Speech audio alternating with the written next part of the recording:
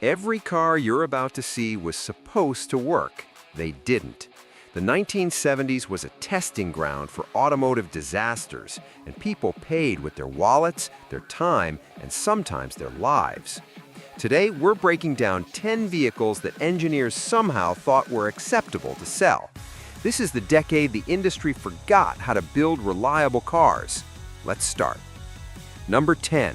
Chevrolet Monza, 1975 to 1980. The Chevrolet Monza was built on the same platform as the Vega, which should have been the first warning sign. GM decided to make it sporty by adding a T-top roof and flashy bodywork, but the foundation was rotten from day one. On V8 models, you couldn't change the rear spark plugs without lifting the entire engine out of the bay. This wasn't a design flaw, it was engineering negligence that made routine maintenance impossible for normal owners.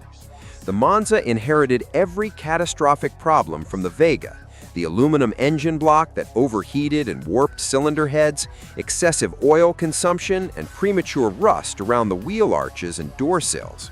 The optional T-top roof leaked continuously and creaked over bumps, producing constant whistling at highway speeds even when supposedly sealed.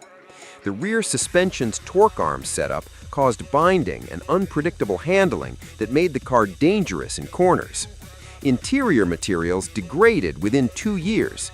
It proved that stylish packaging can't fix fundamental engineering failures.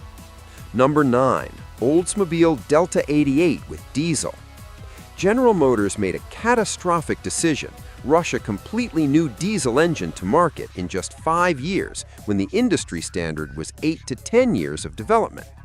The 350 cubic inch diesel V8 was based on Oldsmobile's gasoline engine architecture, using the same head bolt pattern designed for much lower compression ratios. It was like building a skyscraper on a residential foundation. The engine's insufficient head bolts stretched and snapped under diesel's higher cylinder pressures, blowing head gaskets and forcing coolant into the cylinders, causing hydrolock and complete engine destruction. GM omitted a water separator from the fuel system to save money, even though water-contaminated diesel was common at gas stations. This caused widespread corrosion in injection pumps and fuel lines. The timing chain stretched, retarding engine timing and causing smoke, hard starts, and poor performance. When an engine failed, repair costs exceeded $2,000, enormous in 1970s currency. Number 8. Ford Mustang II, 1974 to 1978. Ford took an American performance legend and gutted it. The Mustang II was built on a modified Pinto platform and featured weak engines across the board. The base 2.3-liter four-cylinder produced just 88 horsepower. Even the optional 2.8-liter V6 managed just 105 horsepower. By 1975, when Ford finally offered a 5.0-liter V8, it produced just 140 horsepower, less than half what Mustangs made 5 years earlier. A modern Honda Civic has more power than the Mustang II's top engine. Performance was genuinely embarrassing. The V8 took over 10 seconds to reach 60 miles per hour, making highway merging dangerous. Handling featured excessive body roll and vague steering that made the car feel disconnected from the road. The interior used cheap plastics and vinyl that cracked and faded almost immediately. Build quality was inconsistent, with squeaks and rattles developing within months. The Mustang II inherited the Pinto's cheap construction and shoddy assembly. Despite selling over 1 million units starting at $3,500, it destroyed the Mustang's performance reputation. Motor Trend naming it Car of the Year in 1974 was a decision that aged terribly, proving that marketing can temporarily override reality. Number 7. 1975 Chrysler Imperial. Chrysler's flagship luxury vehicle arrived at the worst possible moment in automotive history.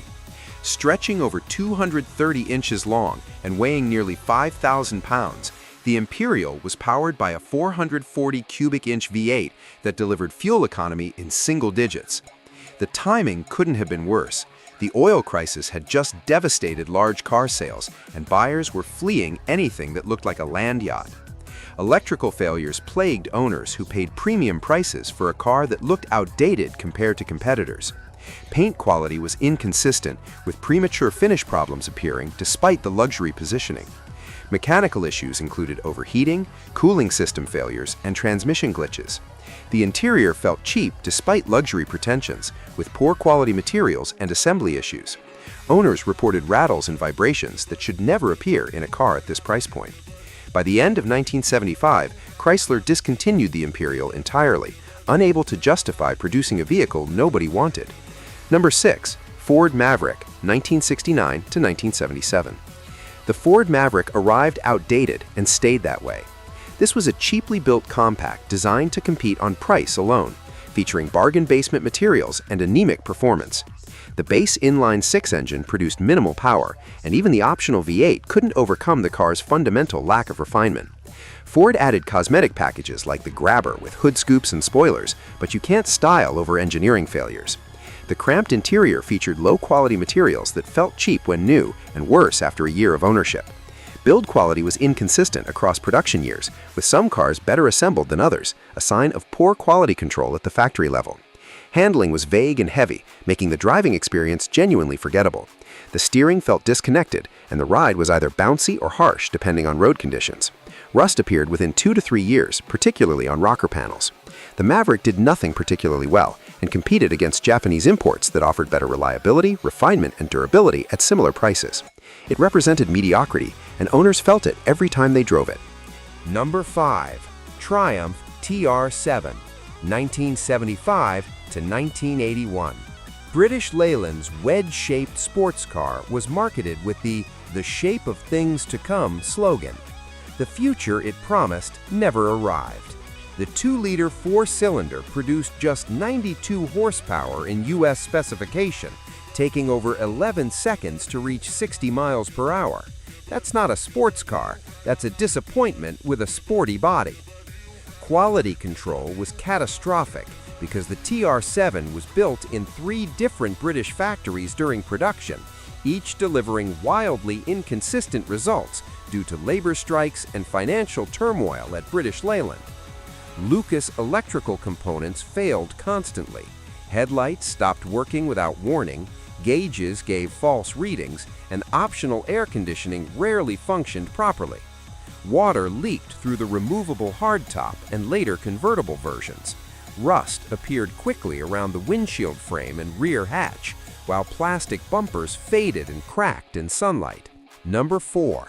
Oldsmobile Omega, 1973 to 1979. The Oldsmobile Omega was essentially a Chevrolet Nova with an Oldsmobile badge and a higher price tag. Buyers quickly realized they were paying extra for a name, not an improved car. GM's strategy of rebadging the same vehicle across different divisions meant zero mechanical differentiation, just different trim and logos. The Omega offered terrible value compared to the cheaper Nova. Buyers felt cheated paying more for an identical car. Mechanical problems plagued the Omega throughout production because they were the same Nova problems: poor electrical systems, carburetor issues, and rust that appeared within a couple of years. Reliability was mediocre even by 1970 standards. Handling and performance were equally uninspired. The car failed to distinguish itself in a crowded, compact market and became one of Oldsmobile's most forgettable models. It exemplified GM's problematic strategy of creating multiple versions of the same vehicle without meaningful improvements, leaving customers feeling they'd overpaid for corporate marketing. The Omega's existence proved that badge engineering without quality doesn't create value, it creates resentment. Number 3. AMC Gremlin, from 1970 to 1978. The AMC Gremlin was created by literally chopping 12 inches off the rear of an AMC Hornet, resulting in severe weight distribution problems and compromised handling. Named after creatures that sabotage machinery, the Gremlin lived up to its unfortunate name perfectly. The extreme front weight bias made the car feel unstable and unsafe, with handling characteristics that made drivers nervous on curves and highway driving. Rust problems were severe and quick. Rocker panels and front fenders corroded within the first few years, despite being marketed with new rust-proofing processes. The engine was strangled by crude emissions control equipment that killed both power and reliability simultaneously. Vacuum-operated windshield wipers would slow down or stop completely during acceleration, creating dangerous visibility problems when drivers needed them most. Four-cylinder models with automatic transmissions were dangerously underpowered, struggling to merge onto highways safely. The flip-up rear window was poorly designed and frequently broke off in drivers' hands. Despite being marketed as fuel-efficient, the Gremlin guzzled gas like much larger vehicles. Build quality was inconsistent across production years, with owners reporting constant mechanical problems and frequent repair shop visits. Number 2. Chevrolet Chevette from 1976 to 1987. The Chevrolet Chevette was the low point of American compact car manufacturing. It featured a rough, underpowered engine, crude suspension that delivered an uncomfortable, harsh ride, and an interior lined with cheap plastic in depressing colors. Construction quality was so poor that documented cases showed workers welding Coke bottles inside door sills during assembly, creating mysterious rattles that were impossible to diagnose or fix. The Chevette was slow, noisy, uncomfortable, and poorly assembled. One documented incident involved a brand new Chevette's drive shaft dropping off on a highway, spearing into the pavement and vaulting the car airborne, a catastrophic safety failure. The engine produced minimal horsepower and delivered brutal fuel economy, despite being marketed as economical. Number 1. Ford Pinto from 1971 to 1980. The Ford Pinto was designed in just 25 months under Lee Iacocca's mandate: 2,000 pounds, $2,000, no delays. The car achieved those targets perfectly.